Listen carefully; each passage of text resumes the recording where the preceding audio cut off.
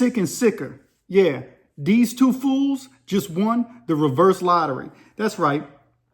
If you don't know about these idiots, they won the reverse lottery. $950 million lawsuit was filed against these people for what they did, which was the most horrific and disgusting and disturbing act that you can possibly think of by two people who are supposed to be running a legit business.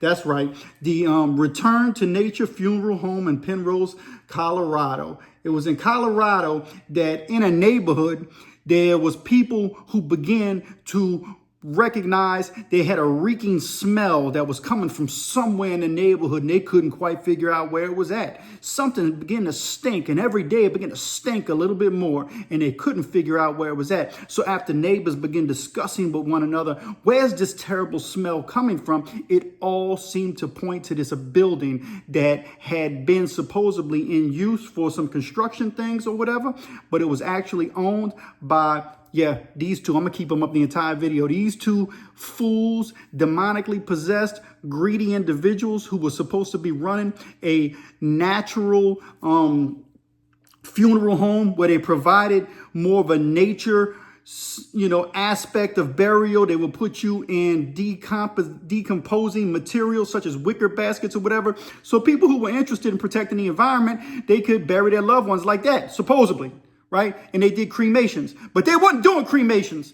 They were giving people, instead of giving people the cremated remains and the ashes, they were giving them concrete quick mix from Home Depot. That's right. They were putting the people thought they were getting ashes, but they were just, what they were doing, they were just measuring out, you know what I mean? Bags, Ziploc bags full of concrete mix and giving people. So people thought they had their loved ones, but they really just had concrete mix. Meanwhile, the bodies of these people that these two people had were rotting inside that building, where the people begin to recognize that where the smell was coming from. Look, I'm just going to jump straight into an article. We're going to get into a lot of information on this video, but I just discovered this. I don't have a lot of information on it. As soon as I read it, I said, I got to make a video on this. I got to share my thoughts on the pen and the shank on what these people did, right? And so here we go. I'm going to read from the NPR, National Public Radio.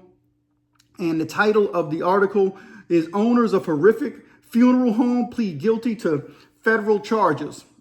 It was October 25th, 2024, and it was written by Bill Chappelle. It says, Carie and Jon Hallford, yeah, you see that picture, Carie and Jon Hallford have pled guilty to federal charges 1 year after the married couple fled Colorado, leaving 190 decaying corpses in their funeral home. They were accused of taking money from customers in a pandemic relief fund and spending it on themselves, paying for things like travel, plastic surgery, and expensive cars. Instead of burying the people or cremating the people like they were paid to do, they went embellished themselves with plastic surgery. Yeah, you see this. You look at them. They were so self-centered that they went and got plastic surgery as opposed to showing decency to the people who were deceased and passed away, and showing decency by being honorable because they were supposedly running a legit business. But they were nothing but con artists. That's all they are. The couple have been charged with numerous state and federal crimes. In April, they were indicted on 15 federal counts related to wire fraud and conspiracy charges. The Hallfords had been set to begin a jury trial on the fraud charges last week. But as the date approached, they asked to change their pleas. They pleaded guilty on Thursday afternoon at a hearing where victims' families were able to listen via audio conference. The plea agreement, which stipulates that prosecutors will not request over 15 years imprisonment, I would never agree to that. 15 years for what they did? Man, life sentence for what they did. That's sick and disturbing. Still has to be approved by the judge, the Associated Press reports. It's unclear when that will happen. Federal prosecutors said the pair operated two fraudulent schemes that together netted just under $1 million. On one hand, they funneled $882,300 from a COVID-19 relief fund for business, probably the funeral home. They were conning from the very beginning. On the other, they victimized customers who paid for their loved ones' remains to be treated legally with respect. The Hallfords' return to nature funeral home had touted its service as being more natural, pledging to cremate or bury bodies without using embalming fluids or metal caskets. You know, that's the thing. Look, each person has a right to bury or dispose of their loved ones' remains according to laws and statutes as they see fit, right? According to what they believe in and what's best for their family. But these people are evil and criminal. All right. But in reality, Assistant U.S. Attorney Tim Neff said at a court hearing earlier this year that Hallford's funeral home turned into a macabre and ghoulish house of horrors where bodies were stacked like cordwood and left to decay and decompose. Can you imagine? They were in a building that I'm assuming might have had air conditioning. So let's say it was in Colorado. If it was down here in Louisiana, they would have been exposed a lot sooner because the heat is horrific down here. But in Colorado, I know it can get cool and cold. But these bodies were just decomposing in just a regular room. It wasn't a freezer or a cooler that they use for funeral homes. And they had 190, almost 200 bodies just decomposing in various states in this building. Listen, this stuff gets a lot crazier than what I'm reading. I've read some where they said that they would text message back and forth, the husband and wife, these Hallfords. They would go back and forth, and he was telling her, look, he knew at some point the gig was going to be up. They had 190 bodies. How do you dispose of 190 bodies? He was like, look, we're going to have to find a way to bury them. Man, that's a very big burial. You see how difficult it is as when they try to bury one body. These people had 190 decomposed bodies that they had to dispose of that was just sitting in a residential neighborhood where people were beginning to smell it. Can you imagine the house of horror or the home of horror or the parlor of horror that the police officers had to walk into? Man, I bet they'll never forget that. It's not nothing I would want to see.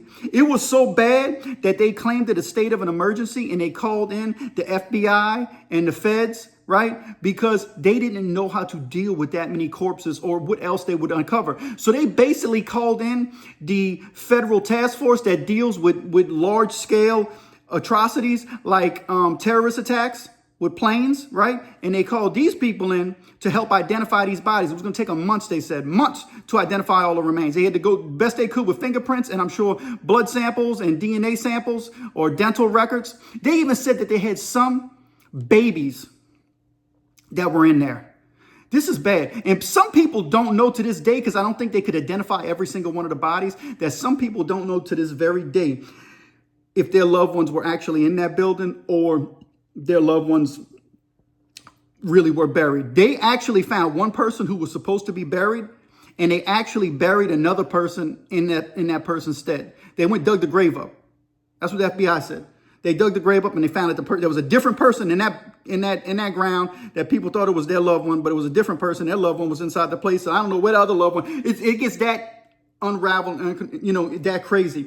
Anyway, so there was a federal law. There was a lawsuit from all the families to sue these fools for what they did, and they won it, almost $1 billion. Of course, the families will never see that billions of dollars. I don't know if they had insurance, and I don't know how that works. But these people deserve, and supposedly, all right, they pled guilty, right? The husband, he pled guilty. Of the Hallfords. I forgot his name. Let me go back and look at it real quick.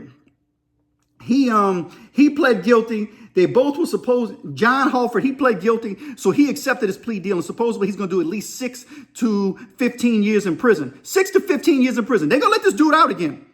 He's going to get a chance to be free. You should never get free for doing this. But apparently she got cold feet and she thinks she could beat the case. So she's going to take it to trial. I hope when they find her guilty, they give her 100+ years and she never gets out. Unfortunately, the husband took the plea deal. So he's going to do 6 to 15 years unless he dies himself while he's in jail. What do you think about this case? You can't get much more disturbing and sick than this case. This is when I saw this, I couldn't believe this, you know. It's just crazy. You know, let me finish reading some of the article. It says, as early, I'm just going to jump to the end of the article. As early as the summer of 2020, the Hallfords were discussing the mounting problem at their main facility, according to text messages like I talked about earlier in the court hearings. In them, Jon Hallford repeatedly cited the difficulty of finding a way to dispose of the bodies and the threat of being exposed. On October 2020, he sent a text message to his wife, and they had 4 possible options: build a new crematory machine, dig a hole, use lye on the bodies, burn the bodies in a hole, or go to prison. Well, they're going to prison. They chose option 4. That was the only option. There was no other option. These criminals belong in prison for the rest of their lives. I think they should get natural life in prison. I don't think this is a death sentence case or capital punishment, but I do think they should get life in prison. What say you? What do y'all think? Do y'all think that Jon and Carie Hallford should get life in prison? And what do you think about Jon and accepting the plea deal and the state giving Jon the plea deal where he does 6 to 15 years in prison? And what do you think about Carrie's boldness that she says she thinks she could beat this case? So now she retracted her guilty plea, and now she's saying she wants to go to trial. What do you think the court should do once they're going to find her guilty? They will find her guilty. And when they find her guilty, what do you think they should do to her? Should they send her and her plastic surgery face right inside the prison system for 100 years, the rest of her life? I ain't got no sympathy for these people.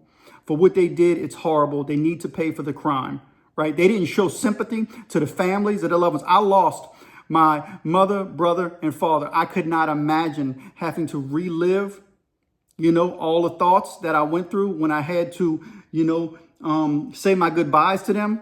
Having to relive that behind something like this, I would be upset and angry, to say the least. So I can only imagine how their families really feel. Anyway, what say you? What do you think about this disturbing case? Anyway, you know what? Give me a like and subscribe to The Pen and the Shank. We got more stuff coming. Let's get it.